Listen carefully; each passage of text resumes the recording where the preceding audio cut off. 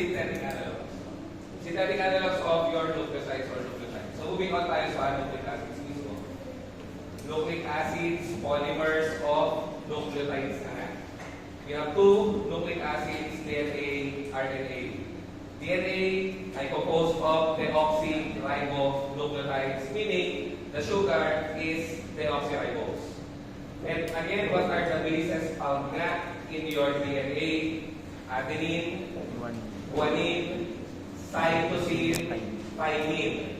Wala nga uracil. Okay? For RNA naman, the sugar is ribose. The nitrogenous base is adenine, guanine pa rin, cytosine, and uracil. Wala namang thymine. Sana alam na. Dapat alam na. So, the sequence nga of the nucleotides found in your nucleic acids are used by cells to produce nga a specific RNA, a specific protein, and also a specific cell na nga.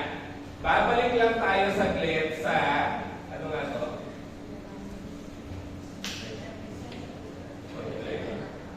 Umpisa pala. Anyways, we all know that DNA, you can replicate it, and after replication, you can produce RNA nga. The RNA can go out of the nucleus and go to the ribosome so that it can be converted na nga to proteins. Right? So the DNA is the repository, bangko, kumbaga, ng genetic information. We store it inside the cells.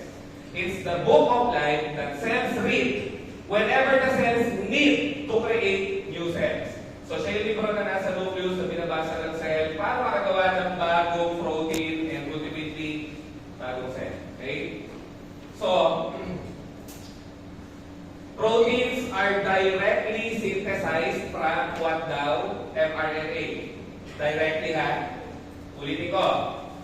Amino acid sequence of proteins are directly dependent on the sequence of the RNA. Kung ano yung amino acid na laman yan, ito diretso ang magdidikta. Hindi si DNA. Okay? Now, the RNA sequence is determined or directly dependent naman on the DNA. Marami kasi namamali. Sa Tagalog ng Tagalog, ang protein amino acid na laman yan, dito nakadepende. Diretso nakadepende sa RNA.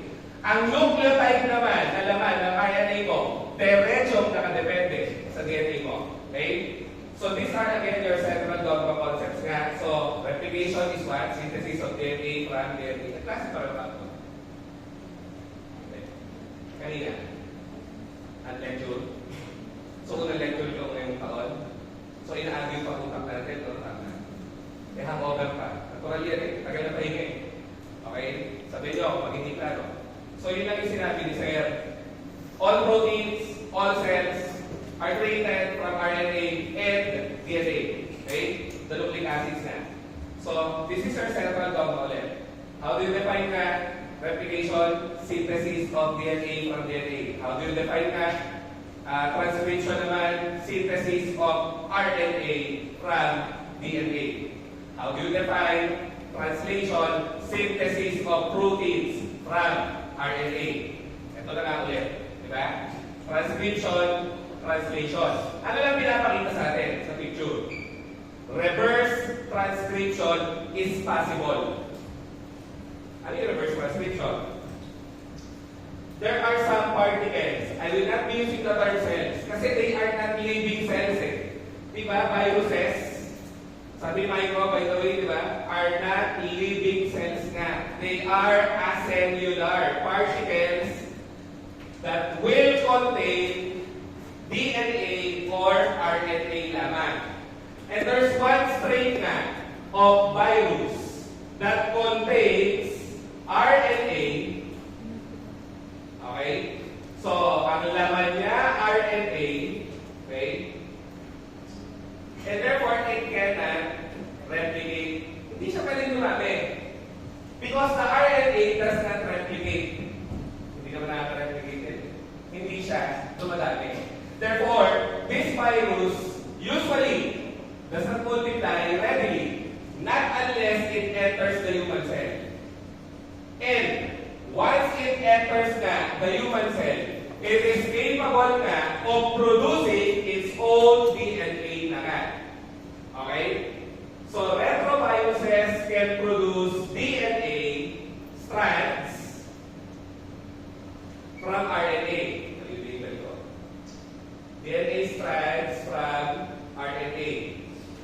process is known as, sinabi ko kanina, reverse transcription because it's practically the reverse of transcription, di ba? Like here, DNA to RNA nga is transcription. This one naman, RNA to DNA, this is reverse transcription. And the enzyme po is reverse transcriptase. Parang sinabi ko last year, no? Reverse transcriptase. So this is how smart the human immunodeficiency virus is. Matalino pero walang utak. Wala siyang genetic material na pwede tumamit. Ang gagawin niya, papasok sa cell, gagawa ng single-stranded DNA. And once it creates the single-stranded DNA, it enters the human nucleus and it will hybridize its DNA to the human DNA. So, yung sinabi lang ni Sir, once mabubuto, ihahalo na yan sa DNA mo. At ang ending, they will now be able to form the popular double-stranded DNA. Parang ganito, double-stranded DNA na nga yan. Okay? And if they now have the double-stranded DNA na, they can now replicate, transcribe, translate their own proteins, and therefore, dumadami sila lalo. Okay? So, yun ang problema sa HIV. Yan ang hirap patayin. Quote-unquote, kasi hindi nga sila namamatay. Wala silang buhay, cellular. Okay? Yun nga lang, you have drugs that can inhibit nga reverse transcriptase. Can you name one from last year or from the previous time? Acetyltyramine. Other name? Cytopurine na nga. Tama? Sinabi ko, no? Reverse transcriptase inhibitor. Reverse transcriptase inhibitor. Okay? Ngayon sa boards, pag tinanong, is reverse transcription impossible? Alam mo na. Mali yun. False yun. Reverse transcription is possible. Okay? Yun lang. And the picture simply shows that there are few organisms that can create proteins directly from DNA. Hindi naman mahalaga. May ilan na nakakabuo ng proteins diretso galing DNA daw. Hindi mahalaga. So, what are the building blocks of DNA nga? Deoxyribonucleotide. What are the building blocks naman of the RNA nga? Ribonucleotide naman. Sila lang simple. Okay? So, yun. Oops. Sorry. What is the normal structure nga of the DNA? Double helix. Sige. Now, what happens in replication? The double helix must be unwinding. Okay? Kailangan mabiyak ni DNA. Sorry na, bastos na pakinggan. Kailangan niya mabiyak. Pag hindi siya nabiyak, or if it's not unwound, it cannot undergo replication. Okay? So, the DNA strand needs complete separation from each other. Okay? So that new strands can be created. Okay? New strands can be created. So, it's now replicated. Okay? So, sinabi ni Sir, kailangan maghiwalay. Okay? Para magkaroon ng replication. Ito lang. Going back to the emission model po, we have unwound the double helix DNA. So, this is the strand, the DNA strand, coming from the parent DNA. This is the strand also coming from the parent DNA. Okay? Now, this is the daughter strand created by cells. This is the daughter strand created by cells. So, from there, you can already see na, okay, the DNA is now replicated na nga. Because if you cut it from there, this one gets stored in the nucleus. This one enters transcription. So, sinabi ko na lahat nung nasa slide, actually nasusunod. Si DNA mo, para mag-replicate, kailangan maghiwalay. Sige. Bakit kailangan mag-replicate? Kailangan mo itago sa nucleus nito. Kailangan mo to panggawa ng bagong protein. Ang ultimate syempre, you need a copy of the book of life nga to create new cells. Okay?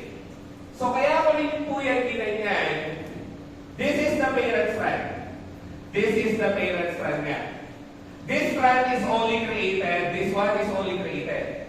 So, what kind of replication process is this? Semi-conservative na nga. Ano yung sabihin ng semi-conservative? Medyo namana mo ang iyong pinagmanahan. Wala na graph. Ito minana mo kay nanay, kay tatay. Ito ginawa mo lang. Ito, minana mo kay nanay, kay tatay. Ito ginawa lang ng cell mo. Okay? Which explains why we are not exact copies of our parents. Tama ba? Maaaring kamukha mo ng nanay mo, tatay mo. Pero meron isang aspeto na magkaiba kayo. Even if it's a small mole or nunal, mas mababaw mo na konti, it's still considered a difference. Hindi mo siya eksaktong kamukha. And keep in mind, everything about us is programmed into the DNA. The way you think, the way you behave, the way you react to situations, lahat yan ay dahil sa biochemistry ng utak mo. And the biochemistry of the brain is dependent on enzymes and proteins created by the DNA. So lahat ng tungkol sa atin ay nasa DNA nga. Kaya nga book of life. Okay? So kaya si JP dahil sa DNA niya. Ganun lang. Okay? Sa kanya lang yun. Siya lang ang may ganung sequence. And the thing is, you only have 4 nucleotides in the DNA niya. A, G, C, T. So tayo, kaya tayo nagkakaiba-iba. Iba-iba lang yung sequence natin. Ng TCG, ACG, TCGA, maaaring ako, ACG, TCGA, etc. etc. It's an unlimited combination kasi of the AGCT nucleotides. Okay? So, having said that, ano yun? You can find your ATGC in each bonding site of the double-stranded DNA na. So, okay na tayo doon. The genetic information stored nga in the DNA is used as a template to produce a new strand. And this one can be stored in the nucleus. That's your daughter DNA molecule. The other DNA molecule na nga is transcribed and further translated into a protein inside the ribosomes naman. So, in-explain nga lang natin ba't kailangan ma-replicate, kailangan mo itago yung isa, kasi isa gagamitin mo for producing proteins and cells. Okay? So, yun lang ang sinasabi. And once again, lagi tinatanong kasi yun, the DNA replication occurs nga in a semi-conservative manner. Okay? Semi-conservative. Because only one trait or one strand is being conserved. The other strand is created by your own cell na nga. Okay? Semi-conservative. So, more on the DNA na nga. Kapag ang tanong sa atin, primary structure of the DNA. Okay? Primary structure. It's like your proteins. How do you define primary structure of proteins? Sorry, ano yung primary structure ng proteins ulit? Amino acid sequence. How about the primary structure of the DNA? What is it describing kaya? Sige lang. Nucleotide sequence. Siyempre. Again, what is the bond between nucleotides na? Hindi mahaba. 3' to 5' phosphodiester bond. Ayan na nga. Binaba ko na yung picture. Nalayo. Sorry. 3' to 5' phosphodiester bond. And I also said last year, no? For each DNA strand, there's always a 5' end, there's always a 3' end. Okay? And if one strand is running 5' to 3', the other strand will be running the opposite direction naman. That's why the DNA molecule is always double-stranded. The DNA double-stranded molecule is always anti-parallel naman. So, what is found at the 5' end is a phosphate na. Sinabi ko rin yan last year. What is found at the 3' end nga, it's a free hydroxy group. Free kasi there are no more nucleotides na. Ulit, 5' end, free phosphate.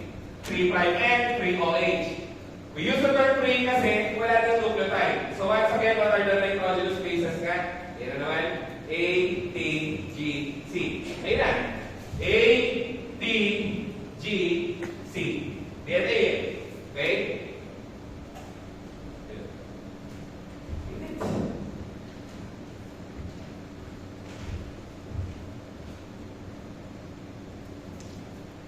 So what is the hint for adenine and guanine na nga? You look for, ano ulit yun? Purine, di ba? Aminopurine nga is adenine. Carbonyl is guanine. Ganun lang. And if you don't have methyl, what is that? Galing ha? Uracil. But this one has methyl, so it's thymine. Okay? So if you replace the carbonyl with amino, it becomes cytosine na nga. Ganun lang, simple. So this is one segment of a short nucleotide sequence na we call a gene. Ayun. So ano nga ang gene? Simple lang. Short nucleotide sequences or segments that will encode a specific RNA na nga and encode a specific protein. Ganun lang sa genes. Okay? Pinaisip DNA lang. Kailangan mo lang para magawa daw ng RNA at protein. Ganun lang simple. Okay? And as you can see nga, in the DNA strand, this is one strand pa lang ha? One strand. Wala pa tong second strand. Kasi we are discussing primary structure. Pag primary structure ng DNA, you are describing the nucleotide sequence nga of a single strand. Okay? Pala natin ilagay ito. Nucleotide of a, sana masundan, single-stranded DNA. Kasi ganoon talaga abbreviations yan sa higher courses. Micropharmacology 2. Single-stranded DNA ka lang. Pag-primary. Hindi mo nga malilimutan Kasi primary structure, isang strand. Secondary structure, dalawang strand. Double strand. Okay? So, what do you find? Diba? You have your bases na nga. Kahit mag-comment ko. Because in review centers and review classes ka, what you see are simplified strands, of course. Instead of us drawing the whole nitrogenous base, we simply write the letter, syempre. Okay? So, there's a band that connects the base to the sugar. Ano nga ulit yung band? Ulit, the band that connects the nitrogenous base to the sugar. The nitrogenous base to the sugar. Beta and glycosidic band na nga. So, this is the beta and glycosidic band. Now, what are the bands that will connect the nucleotides together? Kakasabi lang rin kanina, at dito pa nga, 3' to 5' phosphatidester band. So, ano yung tanong niya dyan? What stabilizes daw the sugar phosphate backbone? Diba? Hindi ka gumamit ng alternate term. Ano yung sugar phosphate backbone? Eh, di ito yun, sugar phosphate. Ito, asa na yun? Wala. Ito. Ito na nga yun. Yung nasa gitna. Ano nga yung nasa gitna? Ito na nga, phosphodiester band. Okay? So, the phosphodiester band nga is used to stabilize the sugar phosphate backbone. So, sabi pa niya, the DNA daw can be linear, circular. For humans and higher animals nga, the DNA is linear. Kanino yung circular? Module 1.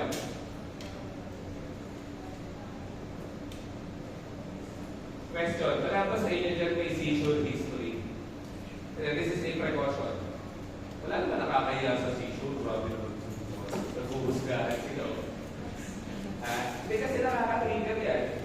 Baka iba sa inyo may baka bumalik dahil sa patay city na ilaw. Ayaw natin, no? Magagawag ka na naman gastos. Ano? Wala naman na. Bakit sila din? Anong history? Anong meron? Anong decision? Ano? May history ba kayo dalawa? Dito. Ayaw na ayaw. Tinatanong ko lang naman. Okay? Pwede namang hindi aminin. Pero joke. Okay. Ako nagbabasketball. Ayun na nga.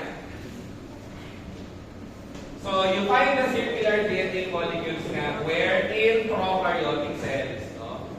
Prokaryotic cells or bacterial cells na nga. And we call those circular DNA molecules nga, ano ulit?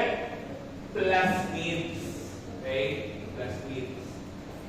So, that's about it for the primary structure ko. Moving on tayo sa secondary structure naman of the DNA, wherein you are now describing the structure of the double-stranded DNA na nga. Inisin natin to. Okay?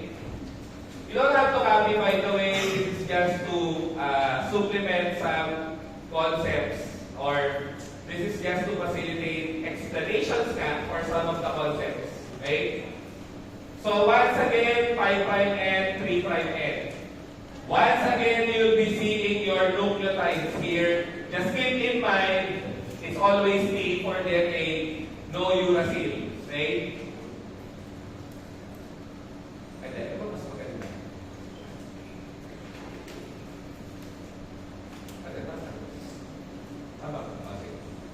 One, two, three, 1, 2, 3. Yan. Ay, pati UC. Naging bio part. Sorry. B, C, then C. Okay. So, again, you don't see any uracil. We only have thymine. Let's say one strand is running from the 5' to the 3' direction. No? The other strand nga is expected to be running in the opposite direction, anti-parallel na nga. So, it will be 5' to 3'. So, ito na naman. I'm not sure if I have mentioned it last year, parang hindi pa nga. What are the base pairing rules for the DNA? Ano yung dapat magsama together? Nasabi ko ba? Di ba? Micro. Good. Oh. Si A ay kakabit kay T. Si G ay kakabit kay C. A, T, G, C lagi. Uulitin ko. This is only for DNA strands because you only see thymine na in the DNA. Okay? O ano pa lagi tinatanong doon sa BioChem naman? How many bands are seen in AT base pairs? 2 hydrogen bands. For GC base pairs, 3 hydrogen bands. Okay? Tingnan natin ha. Kung tama yung sinabi natin. Oops. Teka. Ayan. AT dalawa, GC tatlo, dalawa, tatlo. We have to know the structure, hindi naman. Okay? AT, GC. That's how students remember it. You can only you can only put 2 hydrogen bonds sa AT. Dalawa lang kasi. Sa GC, ilan? Yun, tatlo. Sa AT, dalawa lang kasya kasi may sabit. Para lang matandaan. Kasi lagi nang tinatanong. Okay? O, try natin ha. Kung ito ay A, what's the complementary base pair? T.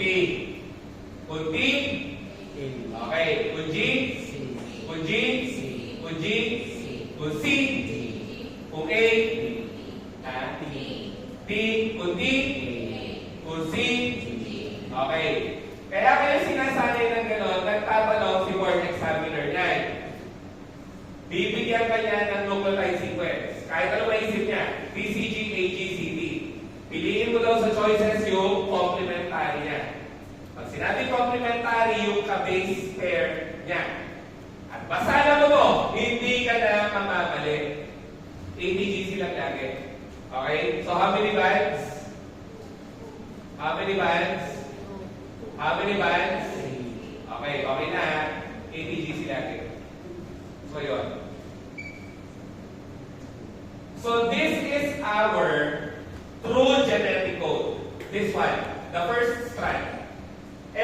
call it na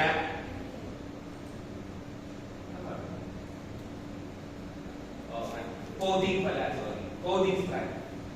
Okay? Coding strand. The opposing complementary strand is known as the anti-coding strand. Okay? And we also call this one the template strand. We will explain later why. And another popular term na sumisikat ngayon, the anti-sense strand. Okay? So, ulitin ko. Ito po yung ating totoong genetic code.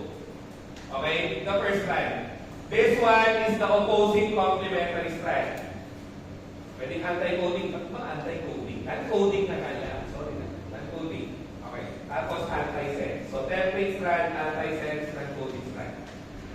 So, this is the true genetic material. This is where you see the genes kanina na naka-display sa slide.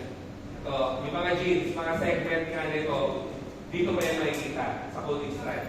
Okay? Ngayon, what do you call the base pairing rule nga? Chargaff's rule. Nasa notes. Chargaff's rule.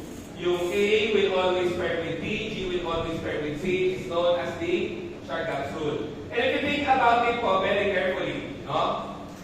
A is a purine, G is a purine. Thymine is a pyrimidine. Cytosine is a pyrimidine. What's the point?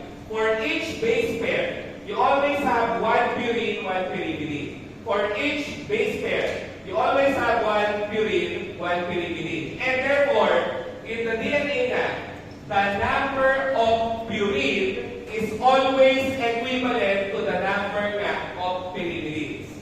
Kasi laging sa isang pares, nag-isa sila eh. And that's a unique characteristic of the DNA because the RNA does not have equivalent amounts po of purines and pyrimidines na nga.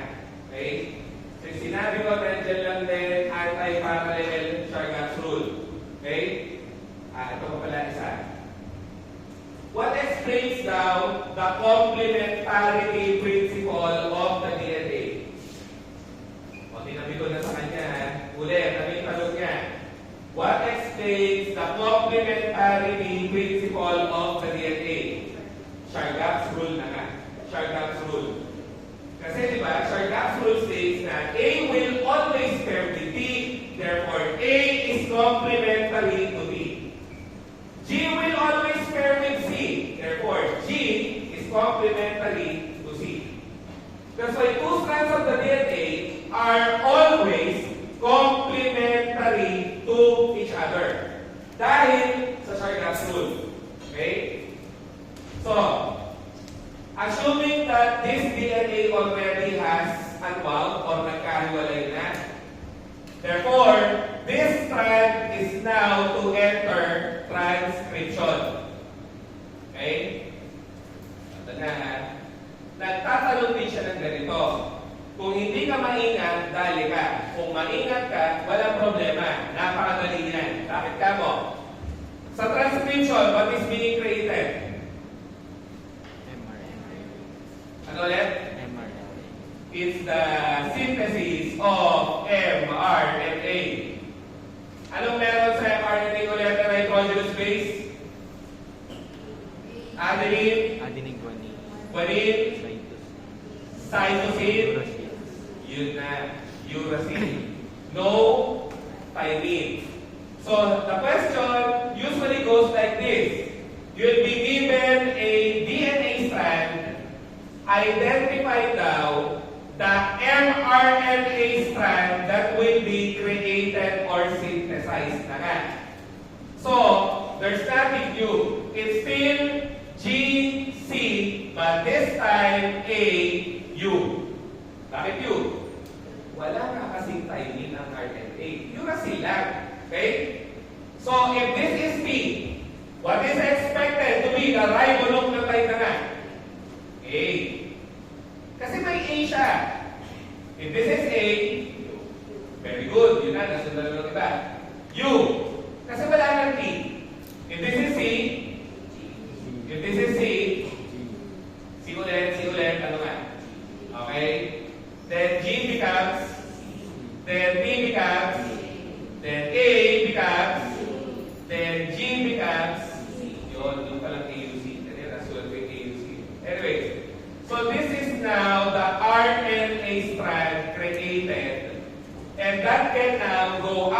the nucleus and nucleus also, so that it can enter ribosomes, so that ribosomes can translate that to a protein.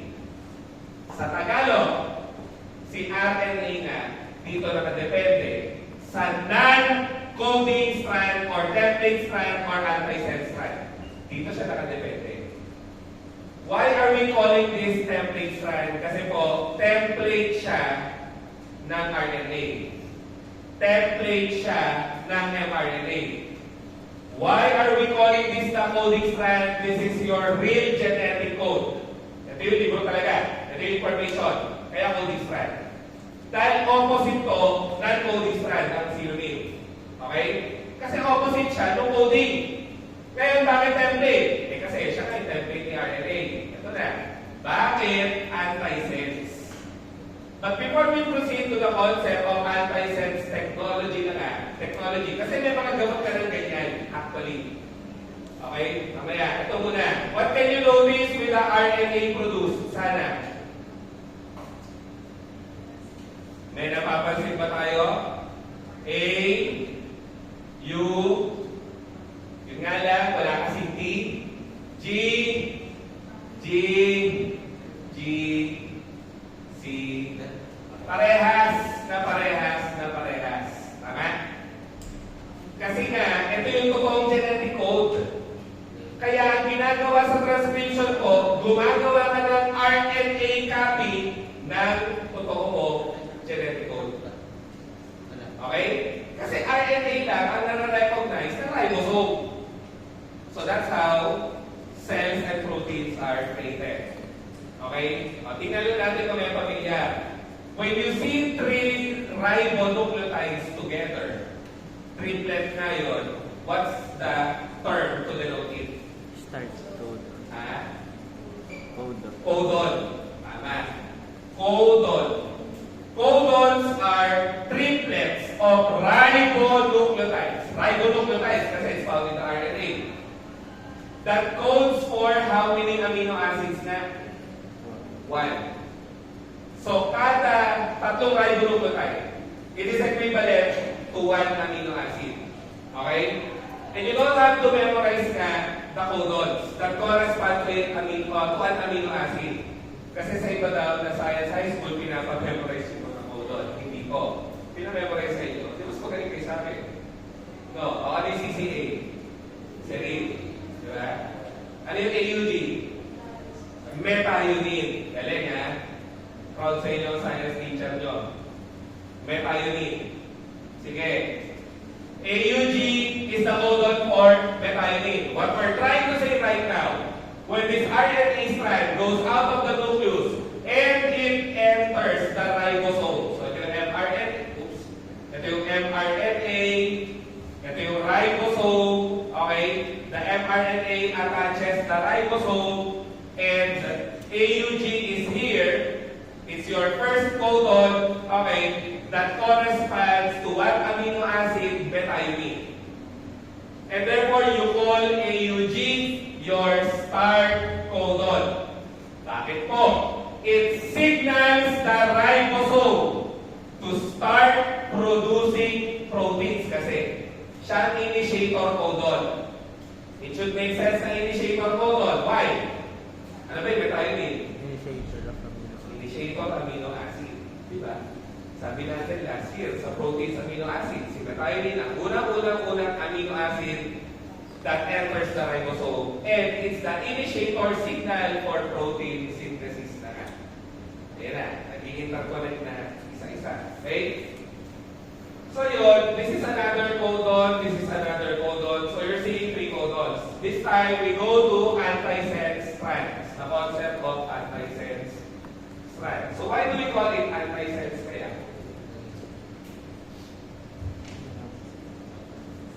Remember na if you create an RNA, lalabas siya ng nucleus, so it goes to the cytoplasm, it goes to the ribosome. Okay? But the thing is, this strand that served as the template for the RNA can also go out of the cytoplasm. Ano ngayon? If this goes out of the cytoplasm as well as this, this DNA strand can bind the RNA. Sa Tagalog na Tagalog, ito pag lumabas din, kaya niyang hulihin yung mRNA. And what's the problem there if the mRNA gets binded na nga by your antisense strand? No mRNA will bind the ribosome na. And therefore, if there are no mRNA molecules inside the ribosome na nga, there will be no proteins. Okay? So yung antisense strand, pag lumabas din ang cell, kaya niyang hulihin si RNA. Pag nahuli niya si RNA, wala nang RNA ang makakakabit sa ribosome. So wala ka nang mabubuong protina. And this time, or in the current trends of medicine and pharma, you now have drugs po that employs antisense technology. And these are drugs that are literally cloned or copied antisense strands. Ulitin ko, may mga gamot ka na kinopya na antisense strand. Ibig sabihin pa nun, sir, kinopya DNA sila. Opo. So, sa mga pet enthusiasts, baka nakita nyo na ni Pomersen. Di ba ba? Wala sumagot eh. Gamot yan. Si Pomersen is an antisense DNA strand, okay, na kinopya. And Pomersen nga is an antisense strand that captures the mRNA molecules for producing VLDLC and DLC. Ayan naman. Ano ang alam natin sa dalawa? Sorry na, yung mga natututunan natin, hindi talaga pwedeng kalimutan ko. Sorry. Para sa VLDL, lipoprotein nga na ano? Pang-bitbit ng taba. Saan? Sa dugo. Hindi good. Si LDL, para saan? Pang-bitbit ng cholesterol. Saan na naman? Papuntang dugo. Hindi rin good. Since lipoprotein yan, protein na nga sila, saan sila magagaling? Ito sa genes. Itong Pomersen mo ay kinopya na antisense DNA strand na panghuli ng RNA molecules na panggawa mo nito. Kaya ang gamot ay magaling magpababa ng taba at cholesterol at the same time. Kaya ginagamit siya pang-prevent ng stroke at saka heart attack. Okay? Ang unang gamit niyan, kaya ako natanong kung may pet enthusiast, ang naging unang gamit niya ay anti-obesity sa aso. Ngayon, pang-tao na po siya. Anti-obesity rin, pwede. At saka, pampababa ng taba at cholesterol. Okay? Ganyan ka-radical ang gamot ngayon. Hindi na siya ginagawa lang sa lab. Kinokopya mo na ang DNA strand. Okay? Yun mo yung DDD. Drug Discovery, Design, and Development. Next step ba yun? Ngayon? Ngayon? O dahil yun yung antisense. Narinig ko na sa tao pala. Antisense technology.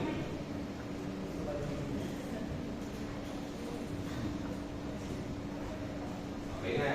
Sige. So yun lang, okay na tayo dyan. Hindi kailangan memorize yung structure ng double-stranded DNA po. Nilagay ko lang ngayon dyan para makita natin yung AT2, GC3, AT2, GC3. Okay? And again, alam na natin po, dahil sa Chargap's rule nga, pantaylagan pyrimidine. Ano ulit tawag sa totoong genetic code, coding strand. Yung opposing na strand ay non-coding strand, template strand, antisense strand para. Okay? So, yun na nga yung, kaya ako tinawag na template, no? Siya yung template panggawa ng RNA. So, siya yung natatranscribe. So, kakalimutan. Si template strand. O, no, kayo, no? Nakakalimutan pamingan, eh, no? Coding, non-coding. Di ba? Tapos, non-coding pero template. At tandaan mo lang, kaya nga siya template, kasi template siya ni RNA. Ganun lang. Okay? So, yun. Moving forward na tayo sa, ayan, more on the secondary structure of the DNA. So, this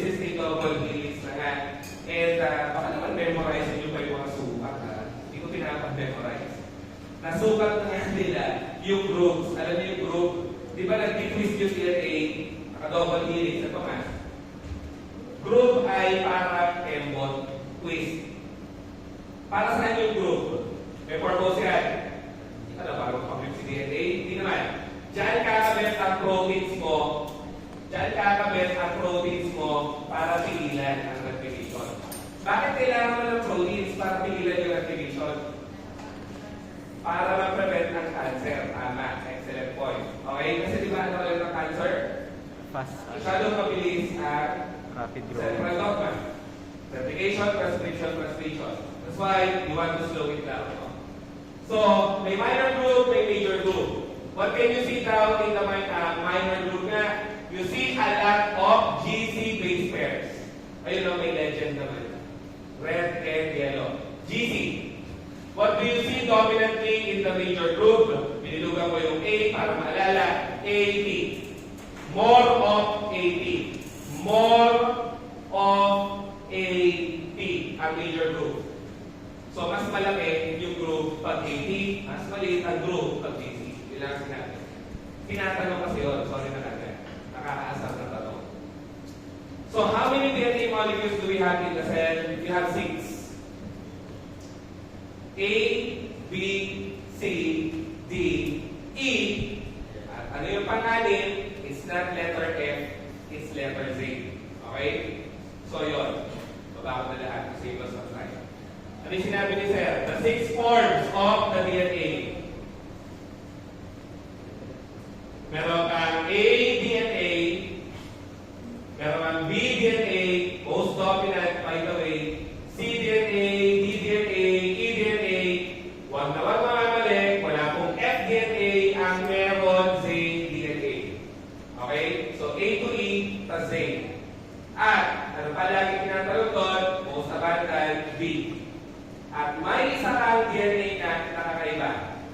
Kitang-kita sa letra. Siya, or is the only left-handed DNA. Si Z DNA nga. Ayun, right dito sa space filling model. A DNA is pointing to the right. B DNA is pointing to the right. But Z DNA nga is pointing to the left. It's the only left-handed DNA molecule po. Siya lang, wala nang iba. Okay? Z DNA. So, who was the first now to propose the DNA double helix model?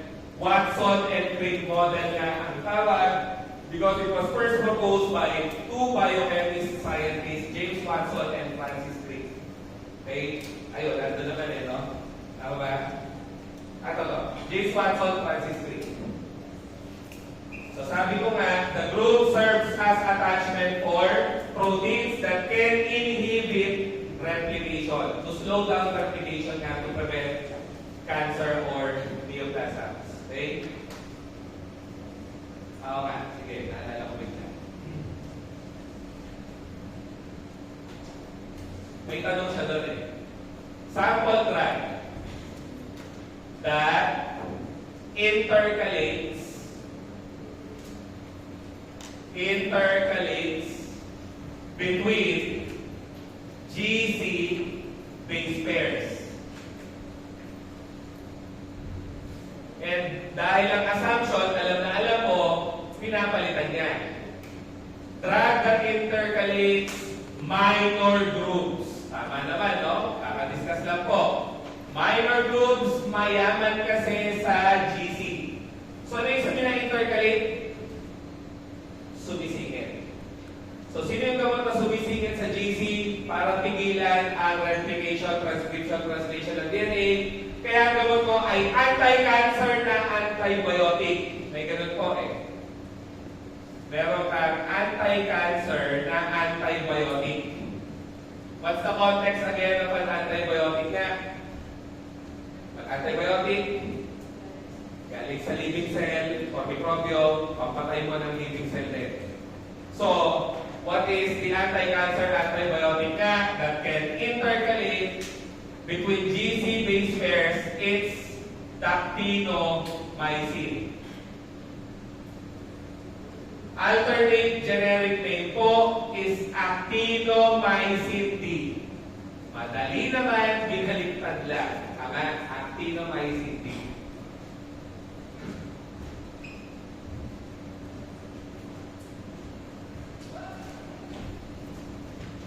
So, diyan matatapos ang DNA. Secondary structure. Moving on to DNA melting or annealing. So, B ang most stable. DNA melting and annealing pala. Sorry ha. Pag sinabi kasi DNA melting, denaturation nga rin. Yung nasabi kong annealing, reformation yon ng DNA. So, bakit mahalaga ang DNA denaturation sa laboratory? Again, DNA, ulit-ulit, it has 80 GC na nga. Okay? And each 80 base pair has 2 bonds. GC base pairs will always have 3 bonds. So, if we want to investigate po the sequence of the DNA, okay, you have to melt it. And when you melt it, it simply means that you're separating the 2 strands. Pinag-iwalay ko. By the way, the DNA is very stable because, remember, aromatic ang nitrogenous bases ko. Aromatic substances, sabi ni organ picture nyo, are flat. Therefore, there will be base stacking interactions. Sa Tagalog na Tagalog, nagpapatong-patong ang mga 80 GC base pairs mo dyan, kaya very, very inaccessible ka sa outside environment. This explains why the DNA is very stable and difficult to melt also. Mahirap siya i-denature kung tutusin. Okay? So there are base stacking interactions in the double-stranded DNA na nga. Aside from the hydrogen bonds, no, to stabilize the double helix. You might be wondering, sir, bakit siya nagdo-double helix? It's also because of hydrogen bonds. This nitrogenous base can form a hydrogen bond with another nitrogenous base here, so it can twist. Okay? So normally, magdo-double strand muna siya, saka siya mag-twist or mag-group or e-embot ka. Ang tawag natin kanina. Okay? Now, what is denaturation? You're trying to separate the 2 strands of the DNA. And this is important nga for investigating the sequence po of the DNA. Gusto mo malaman kung may genetic siya sakit, okay, kailangan i-melt ang DNA. Basahin natin ang kanyang DNA sequence. Baka may mali sa kanyang genetic sequence kasi, or nucleotide sequence. No? And we also use that for what nga? Yan na naman. Common na yan nowadays sa drug discovery, designing, and development. And I think naririnig nyo na sa akin dati, ang denaturation and annealing ay mahalaga nga sa field ng recombinant DNA technology. Or we also call this DNA technology. In layman's term, we call it nga, genetic engineering. Another common term for some students, yan na ngayon, cloning. Lahat ng cells na pa-clone na. Ang hindi na lang na pa-perfect pa-clone ka ay isang buong tao. Delikado yun, no? Kaya tawag ka pumasok, papasubin mo yung clone mo. Diba? Kaso mo, buti na lang kung mapapasa niya yung natutunan niya sa'yo, pero lang. Hindi naman eh. Hindi naman posible diffusion ng information. Diba? So, yun. Lahat ng cells na pa-clone ka, kaya madali sa atin nowadays gumawa ng gamot. Kasi may reagents ka na cells talaga eh. Itagas mo na lang talaga yung bagong gawa ng gamot. Ganun kasimple. You can clone proteins, you can clone cells, you can clone receptors, you can clone enzymes. And why are we able to clone? It's because of our knowledge of how to denature the DNA. Okay? So ito lang, sample. What's the first ever drug na? Wala. Sa Picog naman, ata. Sa Picog, tinatanong ko rin. The first ever drug. Ano oras na? 3? Gulat ako eh. Matapos sa nucleic acid, break na tayo. What's the first ever drug? Okay? That has been produced by genetic engineering. Insulin. Back then, insulin was obtained from bovine and porcine. Ano yung bovine, porcine? Bovine ay cow, porcine ay, madali, pork. So, ang insulin natin galing sa baboy, galing sa baka, itutulog sa tao. So, what's the problem? It's not human. And therefore, it can cause allergy. Foreign substance. Another thing is that insulin is from the pork or the beef. So, your immune cells can destroy it kasi it's a foreign molecule to your body. That's why we resorted nga to recombinant DNA technology for cloning insulin na nga. So, sino yung unang-unang company nga na nag-produce ng insulin daw? Sabi sa pharmacognosy, Eli Lilly. How did Eli Lilly manufactured humanized insulin? Humanized insulin. Sino dito may kamag-anak ng diabetic sa bahay? Nag-i-insulin ba? Awa ng Diyos, di ba? Sino nag-i-insulin na ang diabetic na kamag-anak sa bahay? Wala pa. Buti naman. Swerte kayo. No? May first year type 1 diabetic. Bata pa, no? Type 1. Kasi, again, pag type 1, bata pa lang, diabetic ka na. So, kaya ko na-bring up yun. If you look into the packaging of insulin being injected, it has a clear label, human insulin. Kasi, it's a cloned human insulin. So, how did we came up with that? Yun na nga. Eli Lilly looked for healthy volunteers. Okay? Healthy volunteers or non-diabetic volunteers nga, of course, to donate some of their beta cells. Ano yung beta cells ulit ng pancreas? Ano yung beta cells nga? Ano trabaho? That one produces na insulin, right? Ano lang insulin sa beta cells? So, the beta cells of these healthy volunteers nga were homogenized and the DNA was extracted and the DNA was denatured. So remember that this DNA codes for insulin. Okay? Now, this is a human DNA. Siyempre, kasi galing nga sa beta cells ng diabetic na pasyente.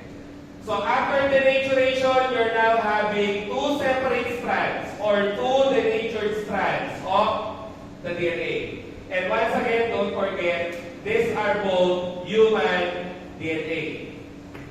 So what they did is, they implanted the human DNA into a plasmid. Ano nga yung plasmid? Circular DNA molecule ng bacteria. So what they did is, the human DNA was implanted to a DNA molecule which is a plasmid, which is initially implanted to a virus. Para masabi ko ito dati pala. Ano nga ang tawag sa virus na nang-i-infect ng bacteria? We call it a bacteriophage. Dapat alam. So, human DNA kinalim sa plasmid o DNA na nasa virus muna. Bacteriophage. Bacteriophage infects Escherichia coli. Anong klaseng mikrobe ang Escherichia coli? Wala sumagot. Gram-negative o gram-positive? Negative. Anong pamilya? Coli nga eh. Colon, coli, enterobacteriaceae. Di ba? Coli, colon. Commonly causes diarrhea, commonly causes, well, even UTI actually, no? Anyways, so, of course, E. coli here is non-pathogenic, cultured by the manufacturers, no? Non-pathogenic or non-disease causing. So, what happened is, again, keeping track, human DNA, we implanted into the plasmid. The plasmid is within the virus. The virus infects the E. coli. And therefore, the human DNA is now in the E. coli and it's now hybrid bacterial DNA. Okay? So, that's recombinant DNA technology. Kaya nga recombinant eh. Kita nyo na ba? Pinag-iwalay mo, dinature mo, ni-recombine mo ngayon sa bacterial DNA. Yan o ngayon. Now that the DNA is within the bacteria can rapidly undergo na nga replication, transcription, translation to produce the target protein. Di ba mabilis dumami ang mikrobyo? Nakapagtanim na nga kayo sa lab eh. Pag nag-streak ka ngayong umaga, kung binalikan mo ng gabi, may colony na. So ang logic nga doon, kaya mo tinatanim sa bacteria, para sure ka na madami kang mabubuong protein. And it's easy to kill non-pathogenic E. coli kasi nga it's cultured naman. So you just add antibiotics to kill the bacteria, you extract or purify the proteins. How do you purify proteins nga? O magpa-finance na kaya ako nire-review. How do you purify proteins ulit? Dami, no? Partition chromatography, absorption chromatography, ion exchange, molecular exclusion, HPLC. Ano yung pinaka-common? SDS page good, etc. Marami pa iba. Okay, balikan sa proteins. Purification. Kasi nabuo na yung insulin, ipupurify mo na lang. At gagawin mo parenteral, ituturok na sa tao. And this is what we call, ano nga? Human insulin. Humanized insulin ang mabubuo. Humanized. Kasi it comes from human DNA in hybrid with the bacterial DNA. Okay? So yun ang purpose ng denaturation. To initiate recombinant DNA technology procedures. Eh kasi hindi mo yan matatanim sa iba. Kung hindi mo siya i-denature, di ba? So yun ang sinasabi. Okay? So, if you're being asked what's the most difficult base pair to break, of course it's GC. Bakit? Kasi tatlo yung band eh. Okay? Yun na. GC, resistant to melting. So, ano ulit yung nag-aalaw sa double strand magganito? Base tagging, pati yun mawawala. Para maghiwalay syempre. Okay? Yun lang ang sinabi. Okay. Huwag mo yung nasa baba din yan mahalaga. Sorry, kindly delete that. Hindi na mahalaga. Moving on tayo sa RNA. DNA mutation pa pala. So what is a mutation? It's a change in the DNA structure na. Okay? It's a change in the DNA structure that leads to a change in the genetic code, syempre. And of course, if there's a mutation or nag-iba structure ng DNA, if you modify the structure of the DNA, you will also be modifying the structure of the RNA and the protein that can be produced. So, ang common mechanisms lang, deamination, hydrolysis, radiation-induced damage, alkylating agents, and oxidation. Okay, binaba ko na lahat dito sa itong mahalaga ko for now. So, ito lang. Deamination is what? Removal of amine. Ano? Sino yung nitrogenous base na may amine? Adenine. Pa? Sino yung nitrogenous base na may amine? Adenine, guanine? Cytosine. Okay. Adenine pairs with what in the DNA? Thymine. Guanine pairs with what? Cytosine pairs with guanine. Okay. So, remember kanina na this one forms 2 hydrogen bonds, this one forms 3 hydrogen bonds. And these hydrogen bonds are formed through the amines. Validation, tingnan natin saglit. Ayun o, adenine ay yung amine. Ano yung pinang-hydrogen bond? Yung amine. Guanine, ano yung pinang-hydrogen bond? Yung guanine, ayun o, amine ulit. Cytosine, ano yung pinang-hydrogen bond niya? Ayun ulit, amine. So if you think about it, deamination will make you lose hydrogen bonds. And therefore, the problem there is if the DNA is losing hydrogen bonds, no? The binding between the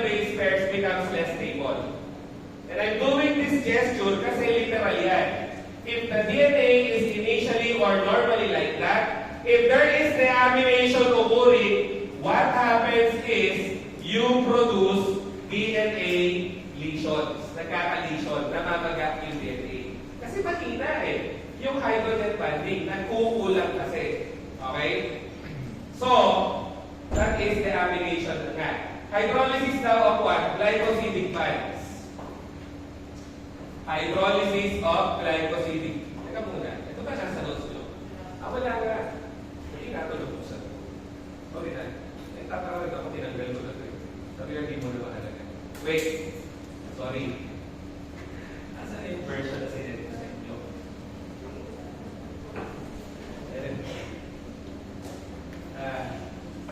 Ito yun. Pang ano na yun pang anti-cancer agents ng Bicol 2 na kasi yun. Nire-reserve ko na doon. No, Bicol 2 feature ako. Anyway.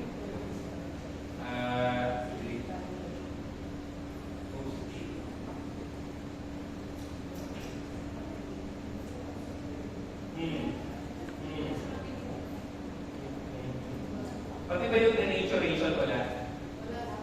Anyways, okay na. Hindi na discuss ko yung copy natin. Kanina ko pa hinahanap. Ito na. Okay, patapos na to actually. Kasi RNA breaks sila. So RNA is the second most abundant nucleic acid of course, no? And remember nga kako na it does not need to have equivalent amounts of purine pyrimidine. Bakit nga ba? Kasi it's not normal for the RNA to become double-stranded. DNA is normally double-stranded. RNA is normally single-stranded. But what are the three RNA molecules na nga? Ano yung tatlong RNA molecule? Ito yung alam natin. That enters the ribosome for protein synthesis. Okay? And then this one naman is found in the ribosome. So, transfer RNA, mRNA, ribosomal RNA, bakit ko masimulat? One of them kasi can have double-strand characteristics. Can have double-strand characteristics. Why? Because tRNA, once it is produced as a single strand, the tRNA molecule na can fold onto itself. Tumutupi siya sa sarili niya. Unlike the others, they are always single strand. Siya, pwede siya mag-double strand line characteristic. Okay? And what's the function of the tRNA nga? It is for transporting, sulatan yung padali yata. It is for transporting amino acids. Okay?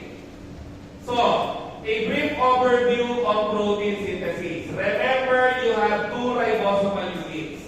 For humans, you have the 40S, you have the 60S, sabi ni Module 1. You have your rRNA here. It's your adaptor molecule na nga. You have your mRNA molecule being attached po to the rRNA. So, adaptor, ito, template for the protein. Template for the protein. Now, what's the role of your tRNA na nga? Tagahatid. Siya yung tagahatid ng amino acid sa loob. So, tRNA molecules will be entering the ribosome and they will carry the amino acid inside the ribosome one by one. So that you can form amino acid bonds with each other to form peptides and proteins. So, nag-overview lang tayo paano nabubuo ang proteina. Kailangan mo yung ribosome at kailangan mo yung tatlong RNA. Si rRNA po ang magiging adaptor ni mRNA para mabasa ni ribosome. Si mRNA ang may information na babasahin para mabuo ng proteina. Si tRNA pare ang mag-execute ng plano kasi nga siya ang maghahatid ng amino acid pa isa-isa sa loob ng ribosome mo. Sorry na kagad. Kasi si tRNA nga, ano daw ang itsura? Mukhang hairpin. Ayaw mo ni Barnett Sandler ng hairpin. Ang gusto pa niya, cloverleaf. Layo sa cloverleaf, no? Kasi di ba pag cloverleaf gano'n, although yes, tama naman siya, may mga tRNA Cloverleaf talaga. Sorry na agad, sa interchangeable terms na ginagamit niya. Hairpin kasi yung nasa libro, ang gusto pa niya, cloverleaf. Na may double strand na characteristics. Okay? Sige nga. Pag kayo naguli sa exam or quiz, ewan ko na lang ha. Ano ulit ang kapartner nun? Okay. Ano ang kapartner nito? Ano ang kapartner nito? Ito? Ito? Ito? Okay. Ano magiging katumbas ng RNA? Ha? U. Pag D magiging A. Yung A magiging yung G magiging yung C magiging yung G magiging at yung C magiging gano'n. So yan yung mRNA. Ano ulit tawag doon? Start ka? Codon lang. Codon. Okay. So pagpalagay natin yan ang codon mo. AUC tsaka GCG. Yan kayo ng mRNA mo. Sorry na agad ulit. Diba? Ribosome nga yan. Diba? Ribosomal RNA nga yan. Ibig sabihin, may sequence din siya.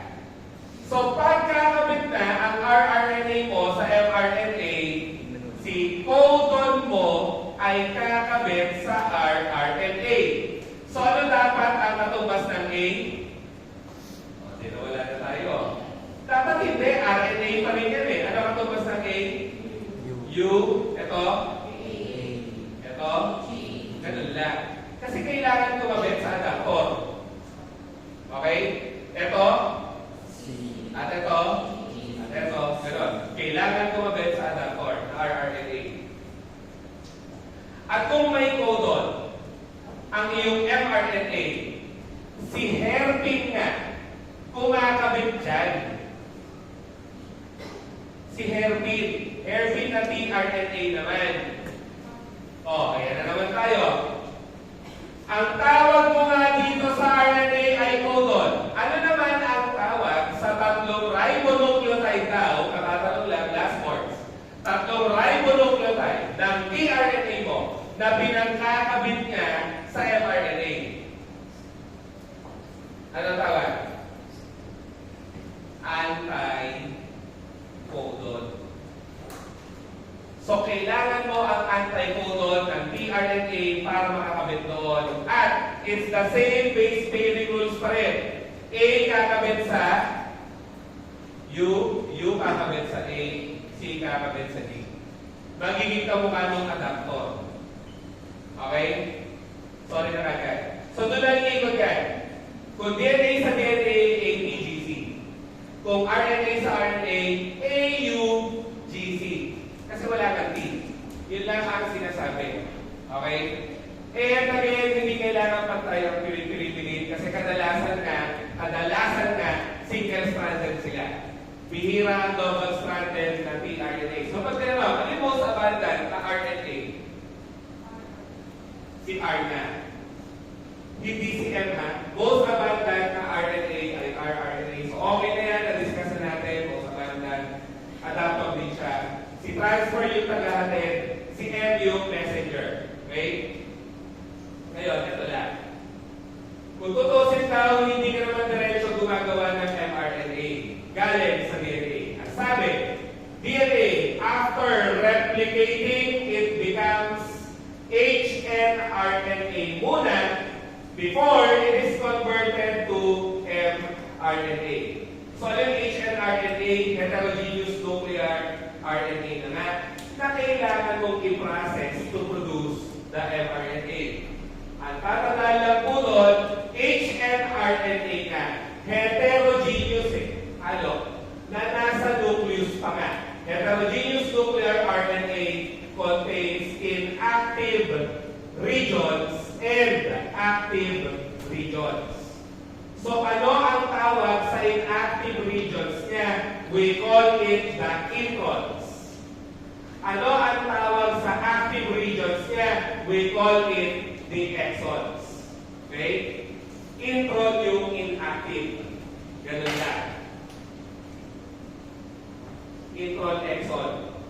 So, to complete the production po of mRNA, you need to remove the introns.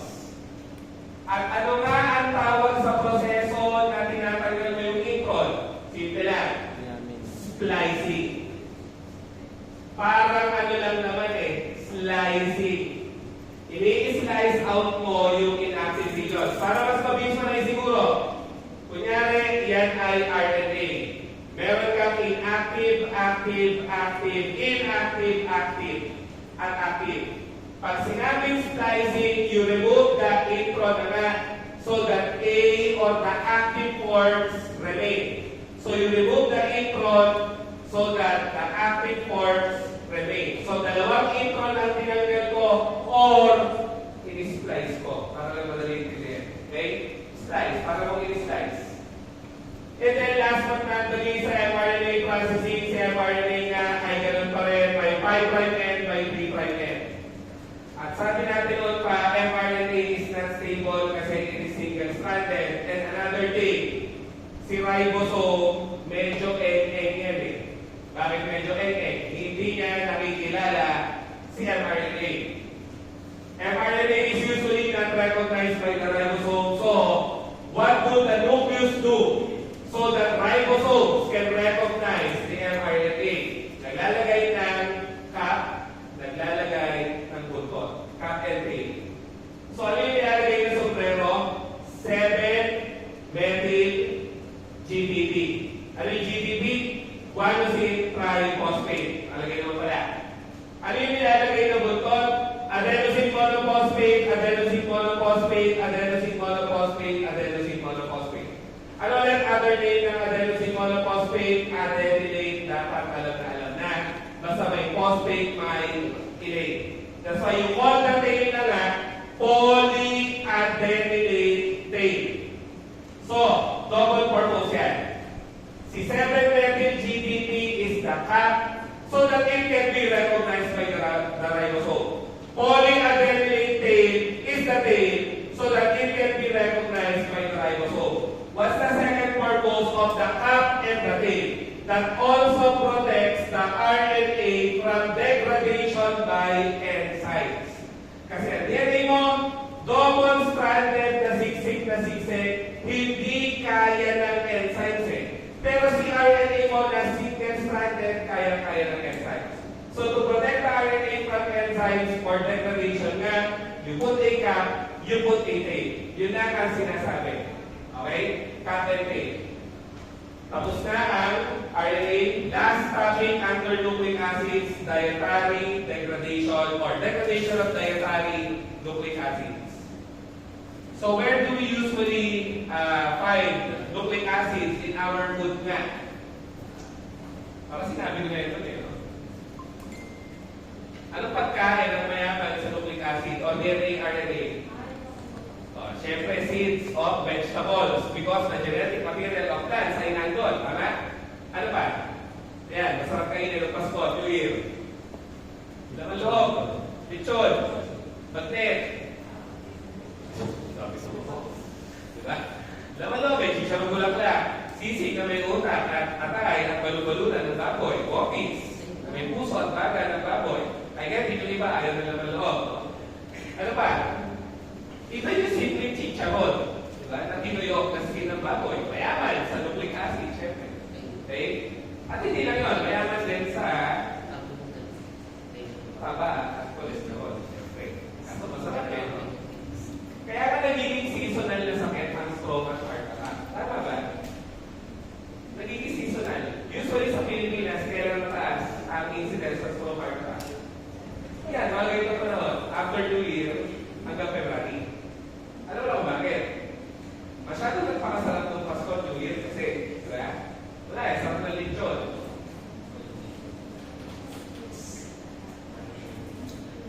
Masarap ako kayo sa lechon New Year So, masarap yung kamay ko. Malinis mo. Boy pa kayo, diba? Wala kasing pang-tagtad. Wala na alam yung lechon. Hirap na hirap ako. Tagtad eh, dito pala yun, no? I didn't know. Anyways.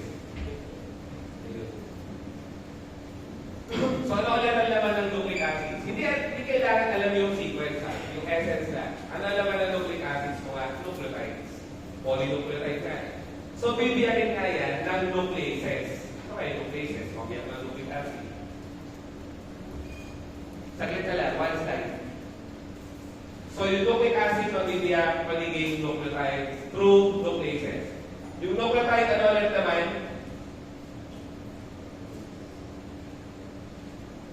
Wala na. Ano naman ang nucleotide? Pentose sugar, pwede ribose, deoxyribose, ribose kung RNA, deoxyribose kung DNA.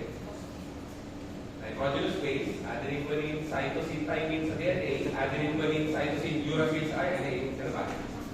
Phosphate. So may phosphate. Papasok na yun siya sa enzyme na phosphatase. Ito na, papunta na tayo dyan.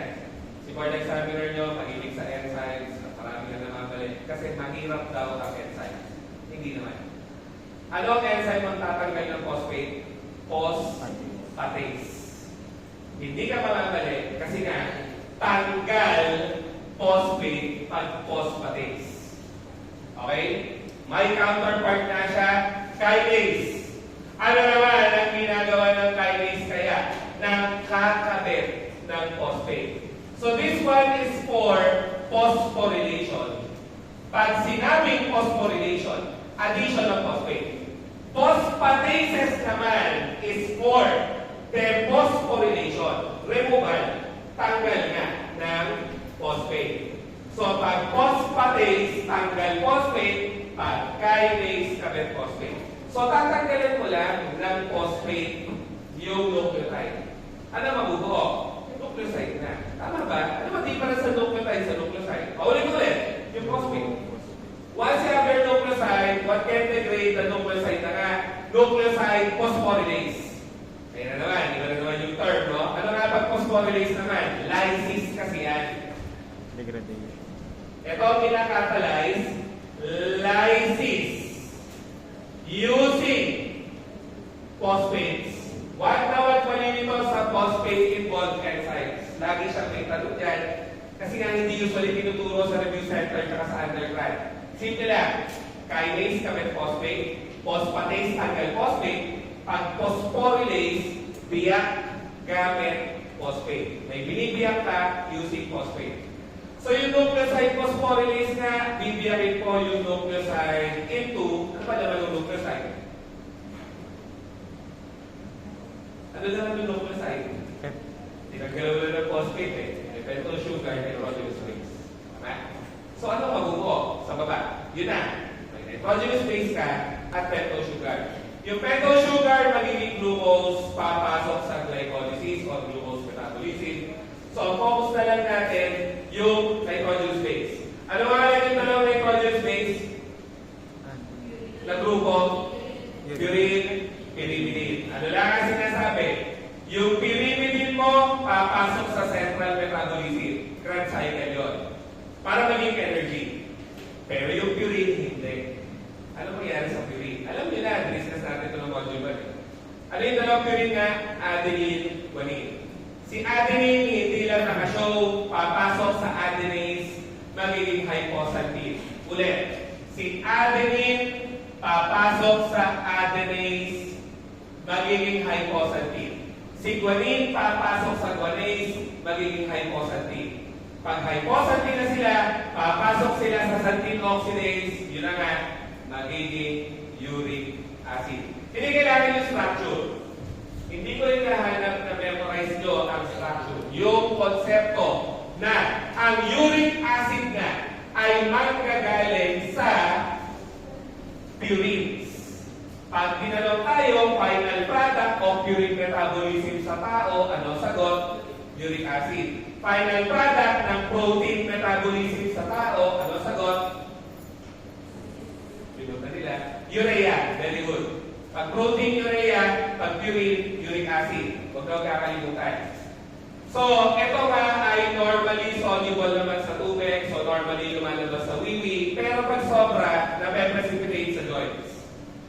At pag na-precipitate sa joints at sumakit ng joints, ano tawag sa sakit ulit?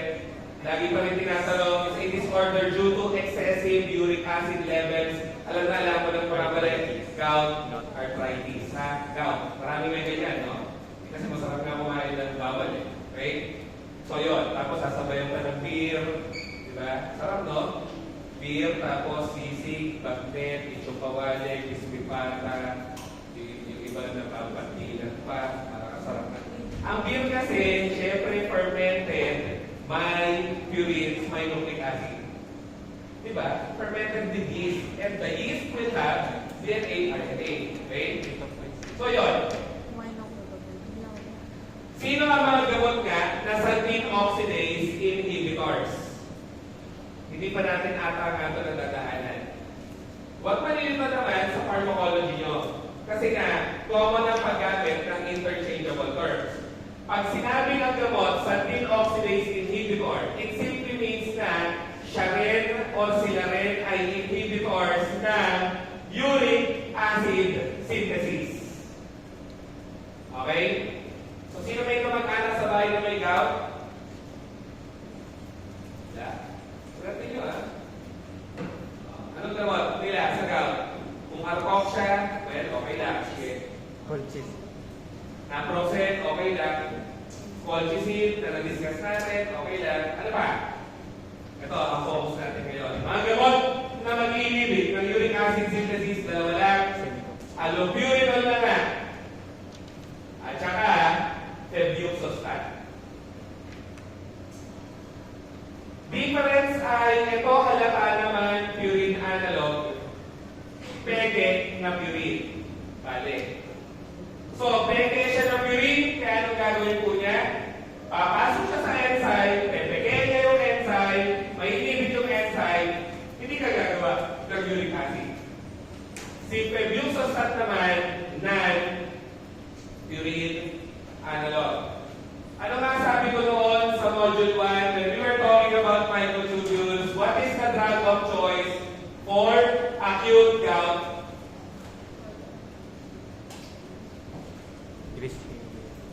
Ang former, colchicine.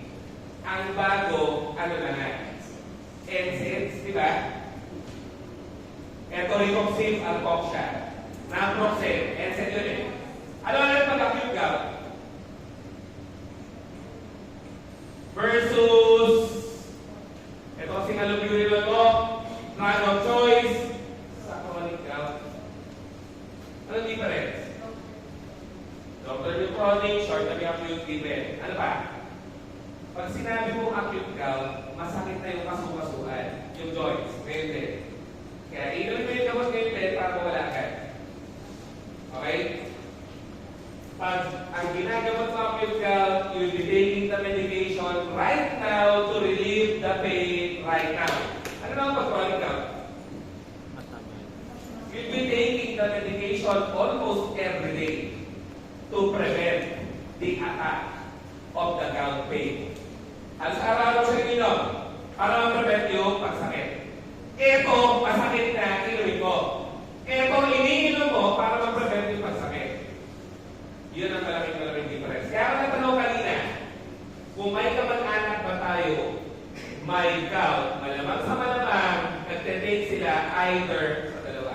Pero wag pagsasabayin, therapeutic duplication yon, pareha sila ng action nonsense.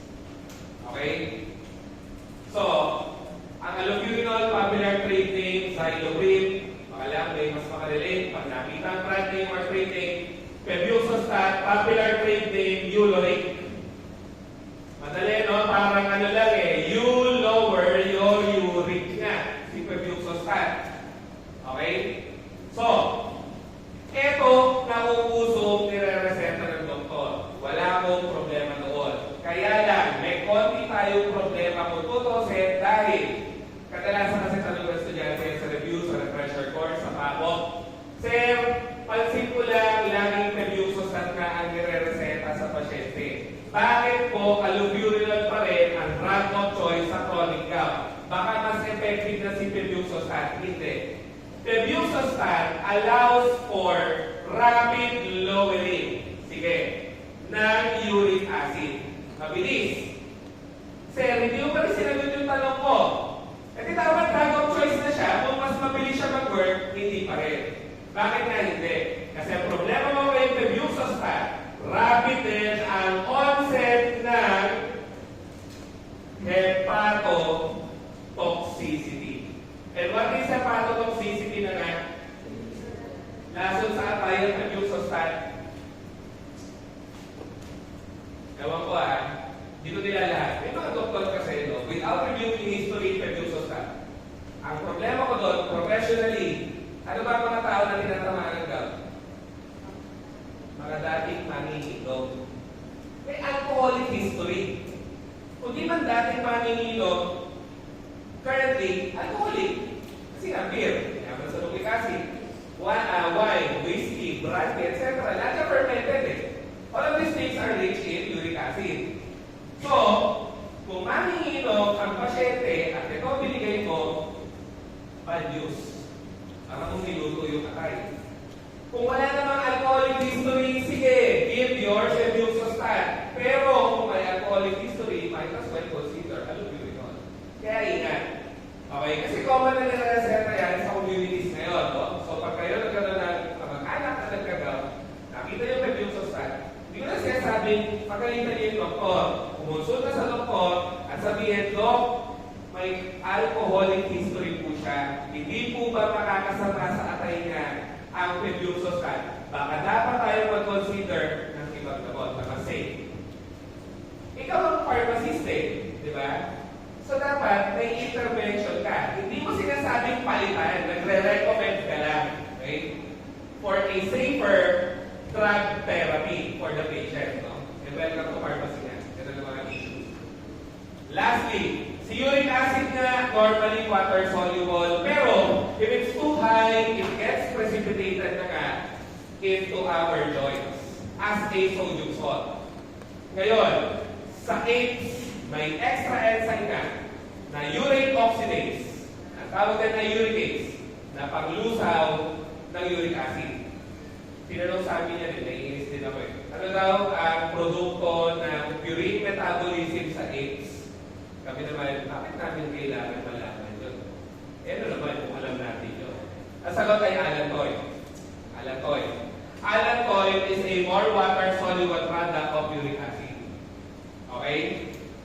So, ulitin ko, final product of purine metabolism sa humans, uric acid. Final product of purine metabolism in AIDS, allantoin. So, anong sense nun? Ba't tinanong sa amin? Ito na. Yung urate oxidase na, ang synonym, sinabi ko na kanina, uricase.